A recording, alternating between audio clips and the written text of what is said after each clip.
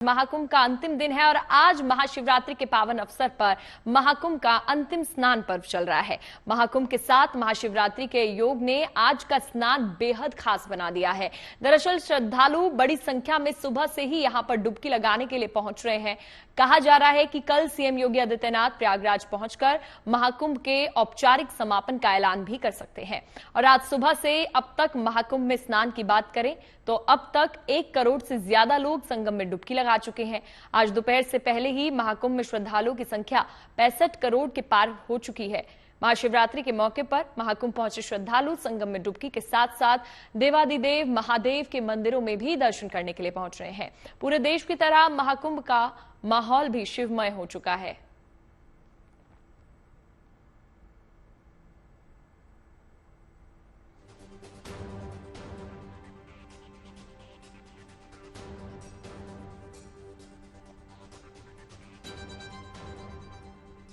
तो ये तस्वीरें देख रहे हैं आप। महाकुंभ में आज अमृत स्नान का अंतिम दिन है।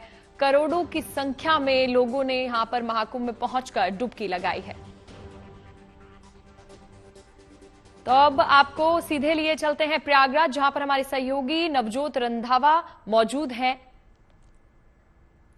नवजोत, अभी शाम हो चुकी है, कैसी तस्वीरें आप वहां पर देख पा रही हैं? और संख्या काफी ज्यादा बढ़ चुकी है संगम में स्नान करने वाले श्रद्धालुओं की। अभी आंकड़ा आपके हिसाब से कितना पहुंचा?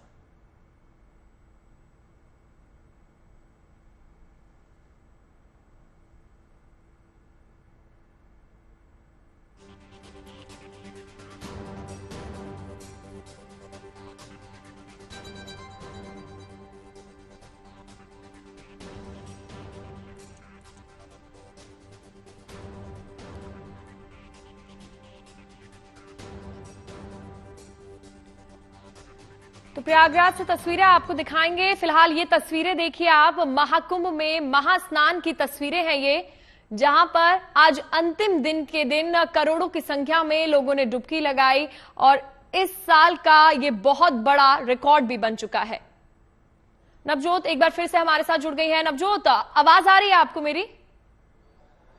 जी नवजोत, एक बार तस्वीरें दिखाइएगा। हाँ, सवाल आपका सुन लिया था। हाँ, आंकड़ा पहले बता देती हूँ 1 करोड़ 32 लाख के आसपास आंकड़ा हो चुका है। और गुड न्यूज टुडे इकलौता ऐसा चैनल है जिसने सुबह 6 बजे कवरेज स्टार्ट की थी महाकुंभ की, और आज के इस महास्नान की 6:10 हो गए। 12 घंटे से लगातार ये कवरेज गुड न्यूज टुडे दिखा रहा है। और यकीन मानिए, हमारे इस चैनल को देखने के लिए जितने लोगों से मैं कुंभ क्षेत्र में मिली हूं, उन्होंने कहा कि गुड न्यूज टुडे की महाकुंभ कवरेज हम लगातार दिखा रहे हैं। अब आपको दिखाती हूँ तस्वीरें। थोड़ा थोड़ा मेला क्षेत्र खाली होता जा रहा है, लेकिन बावजूद इसके जो हमारे पास खबर आई है वो ये है कि लोगों को थोड़ा पीछे रोका गया है। उसका कारण ये है कि अगर आप नोज की तस्वीरें देखें, योगेंद्र वो भी दिखाते जाइए, वहां पर बहुत ज्यादा और बड़ी संख्या में अभी फिलहाल श्रद्धालु हैं। लोगों की ज्यादा से ज्यादा कोशिश यही रहती है कि वो वहां पर जाएं, नोज पे जाके स्नान करें, क्योंकि मैं बहुत लोगों से मिली, उन्होंने कहा कि हम इंतजार कर रहे थे लेकिन हम स्नान वही करेंगे जहां गंगा और यमुना का संगम हो रहा है। हम केवल उसी पॉइंट पर स्नान करेंगे, भले हमें इंतजार करना पड़ जाए। तो लोग अभी फिलहाल वहीं पर मौजूद हैं और हर कोई वहीं जाके स्नान करना चाहता है। लेकिन कोशिश पुलिस प्रशासन की ये है कि आसपास के एरिया में भी लोगों को डाइवर्ट किया जाए। हालांकि सुबह के मुकाबले थोड़ी थोड़ी भीड़ छट रही है, लेकिन जो हमें फिलहाल खबर मिली है, जो हमारे तमाम संवाददाता अलग अलग जगह पे मौजूद है, मेला क्षेत्र के अलग अलग कोनों में मौजूद हैं, उन्होंने हमें ये बताया कि आप मान के चलिए आज रात ठीक उसी तरीके से स्नान होने वाला है जिस तरीके से कल की रात, यानी कि महाशिवरात्रि से एक दिन पहले की रात स्नान हुआ था। कल रात 2:30 बजे से शुरुआत हो चुकी थी स्नान की। लोगों के आने जाने का सिलसिला लगातार चलता रहेगा और ये सिलसिला कल भी यूं ही जारी रहने वाला है। और यहाँ के एक युवा शायर मेरे साथ मौजूद है। क्या कहेंगे आज संगम की इस शाम पर? देखिए, संगम सिर्फ क्या बोलते हैं, यहाँ पे जब हम संगम पे आते हैं तो संगम सिर्फ नदियों का नहीं है, यहाँ पे कल्चर का, यहाँ पे लोगों का, यहाँ पे हर धर्म का संगम है। तो इलाहाबाद और प्रयागराज दोनों के लिए मैं ये बोलना चाहूंगा। मेरा नाम श्लोक है और मैं इलाहाबाद को अगर 2 लाइनों में बताना चाहूँ तो बस यही बोलूंगा कि 3 नदी है, 1 किला है और एक पेड़ विशाल है। 56 भोग जैसा परोसा तहजीबों का थाल है। और संगम की नगरी है ये, जो शाहों से आबाद है। हाँ, इस साहित्यिक स्वराज क्या का बात है नाम नवजोत, इलाहाबाद आपके है। पास और दोबारा प्रयागराज आएंगे। भी है। पीयूष भी हमारे साथ जुड़ गए हैं वाराणसी से महाकुंभ की तस्वीरें, क्योंकि हम लगातार सुबह से ही दिखा रहे हैं। एक बार पीयूष से भी जानकारी ले लेते हैं वाराणसी से जुड़ी हुई। पीयूष, अभी फिलहाल वहां पर कैसी तस्वीरें हैं और वहां पर श्रद्धालु किस तरीके से भक्ति में लीन नजर आ रहे हैं? जी देखिए, मैं आपको बताऊं, सुबह जब हम यहाँ पर आए थे तो उस वक्त कम भीड़ थी, लेकिन अब भीड़ जो है लगातार बढ़ती जा रही है, क्योंकि महाशिवरात्रि का जो पावन पर्व है वो धीरे धीरे समाप्ति की ओर बढ़ रहा है। और आप देखिए, जिधर नजर दौड़ाएंगे वहां पर सिर्फ और सिर्फ आपको जन सैलाब नजर आएगा, भक्तों की भीड़ नजर आएगी। और ये तस्वीर श्री काशी विश्वनाथ धाम की है, गेट नंबर 4 की है, जहां से भक्त भारी संख्या में अंदर जा रहे हैं और बाहर आ रहे हैं। और हर भक्त की सिर्फ एक चाहत है कि अपने इष्ट देवता का जो है वो एक दर्शन कर ले। और इसीलिए देखिए, हर हर महादेव के नारों से काशी गूंज चुका है। कुछ देर में यहाँ पर शिव की बारात भी निकाली जाएगी। आपको बता दें कि आज महाशिवरात्रि के पावन अवसर पर भगवान शिव की बारात जो है वो मैदागिन चौराहे से निकलती है और गोदलिया तक जाती है। और वहां पर जो है माँ पार्वती का मंदिर है, वहां तक जो है बारात जाती है। कुछ श्रद्धालु हैं, भक्त हमारे साथ हैं, इनसे बात करते हैं। आप लोग दर्शन करके आ गए। बहुत लंबी लाइन थी और बहुत ज्यादा रश था, बहुत भयंकर। बीच में हमें 3-4 घंटे रोक भी दिया वो साधुओं की वजह से। उत्साह कैसा है? हाँ जी, उत्साह कैसा है? जय भोलेनाथ की, जय भोलेनाथ की। पहली बार आए हैं। पहली बार आए आप? कहाँ से आए? जम्मू से आए हैं। जम्मू से। कितना समय लगा आपको दर्शन करने में? 11 बजे लगे थे तो दर्शन हमें 6 बजे हुए। 6 बजे दर्शन हुए। हम 5 बजे आए यहाँ पे। सुबह 5 बजे आए। हमारा 3 बजे दर्शन हुआ है, 3-4 बजे दर्शन हुआ है, मतलब लगभग 11 घंटे के बाद। 11 घंटे के बाद। जी आप बताइए। चलिए पीयूष, आपके पास लौटेंगे और दोबारा आपसे बात करना चाहेंगे। वहीं गुड न्यूज टुडे पर महाकुंभ और महाशिवरात्रि पर विशेष कवरेज लगातार जारी है और आज का दिन बेहद ही शुभ है, बेहद खास दिन है आज का। दरअसल आज महाकुंभ का समापन होना है और आज ही प्रयागराज समेत देश भर में महाशिवरात्रि का त्योहार बड़ी ही धूमधाम के साथ मनाया जा रहा है।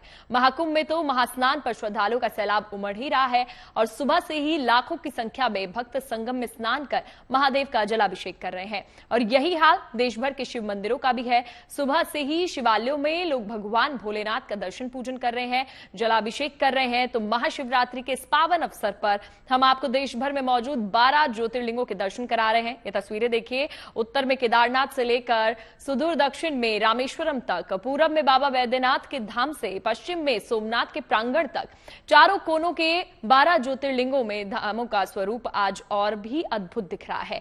सुबह से ही श्रद्धालु इन ज्योतिर्लिंगों में भोलेनाथ की पूजा आराधना के लिए पहुंच रहे हैं। बेलपत्र, दूध, धतूरा, बेर अर्पित किया जा रहा है। शिवलिंग का जलाभिषेक और दुग्धाभिषेक कर महादेव को प्रसन्न करने की पूरी कोशिश की जा रही है और अपनी मनोकामना की पूर्ति की कामना भी कर रहे हैं यहां पर भक्त।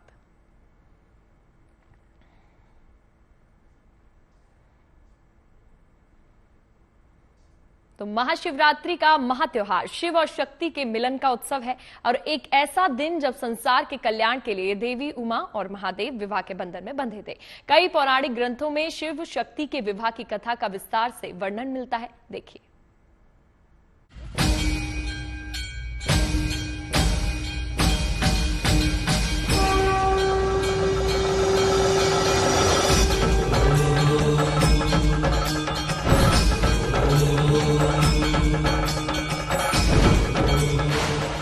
कहते हैं समस्त संसार शिव और शक्ति का ही विस्तार है।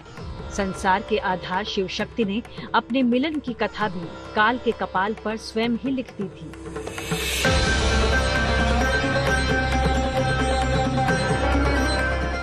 बात तब की है जब दक्ष प्रजापति के यज्ञ में महादेव के अपमान से रुष्ट होकर माता सती आत्मदाह कर चुकी थी। आदि शक्ति सती के वियोग में महादेव घोर तपस्या में लीन हो गए।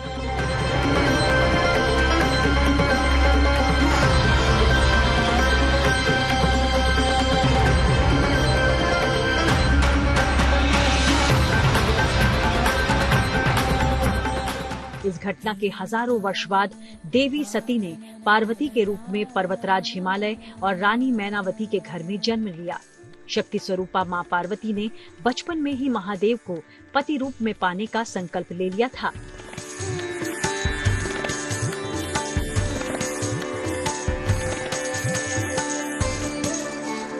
बचपन से ही, शुरू से ही शिव को अपना पति उन्होंने मान लिया था। बड़े होने पर जब विवाह संबंधित कुछ चर्चाएं चली तो नाराज हो गए, घर से अपने सहेलियों के साथ जंगल में चली गईं। दुर्गम जंगल में जाकर कठोर तपस्या उन्होंने किया। उसी काल खंड में शिव शक्ति के मिलन को फलीभूत करने वाला एक और घटना चक्र सृष्टि में कहीं आकार ले रहा था। उस समय तीनों लोकों में दैत्य वज्रांग के पुत्र और असुरों के अधिपति तारकासुर राक्षस का आतंक मचा हुआ था। तारकासुर ने कड़ी तपस्या कर ये वरदान पाया कि उसका वध केवल शिव का पुत्र ही कर सकता है। तारकासुर के आतंक से त्रस्त देवताओं ने तब शिवजी का विवाह पार्वती से करवाने के लिए एक योजना बनाई।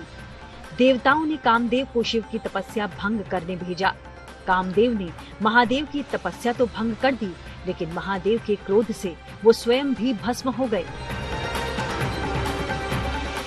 इसके बाद देवताओं की विनती और मां पार्वती की तपस्या से प्रसन्न होकर महादेव उनसे विवाह के लिए मान गए। मां पार्वती जी के 108 जन्म हुए हैं, तो हर जन्म में जैसे एक बार हिमालय की जो पुत्री है पार्वती जी, हिमालय जो राजा, हिमाचल के राजा थे, तो उनकी माता जी जो मैना थी, तो कहते हैं कि उन्होंने 1000 साल तक भगवान शिव का तप किया, जल पी के और उनको बेलपत्र वगैरह खा के और भगवान का अभिषेक करके 1000 साल तप करने के बाद जो पहली, उसके बाद में शिव को वर के रूप में जो है वो प्राप्त किया। शिवजी बारात लेकर हिमालय के यहाँ पहुँचे। पौराणिक ग्रंथों में शिवजी की बारात का अद्भुत वर्णन मिलता है। इस वर्णन के अनुसार पशुपतिनाथ महादेव की बारात में भूत प्रेत, पशु पक्षी, कीड़े मकोड़े जैसे जीव तक गण रूप में शामिल हुए थे। ऐसी बारात देखकर माता पार्वती की मां डर गईं और कहा कि अपनी बेटी का हाथ ऐसे दूल्हे को नहीं सौंपेंगी।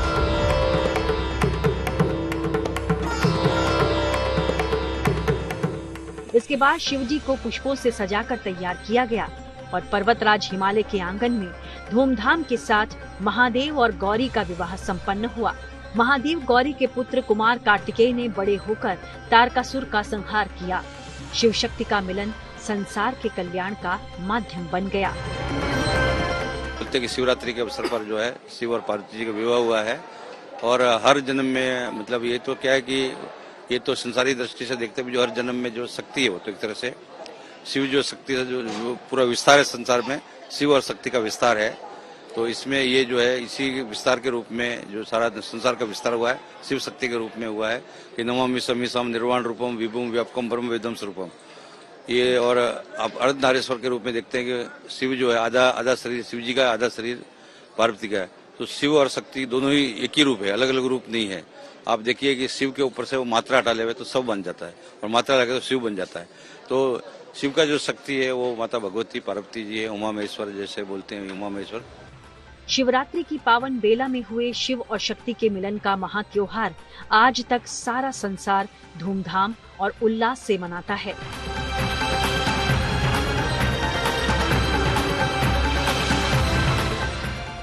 वाराणसी से रोशन जायसवाल और गाजियाबाद से मनीष चौरसिया के साथ bureau report, good news today.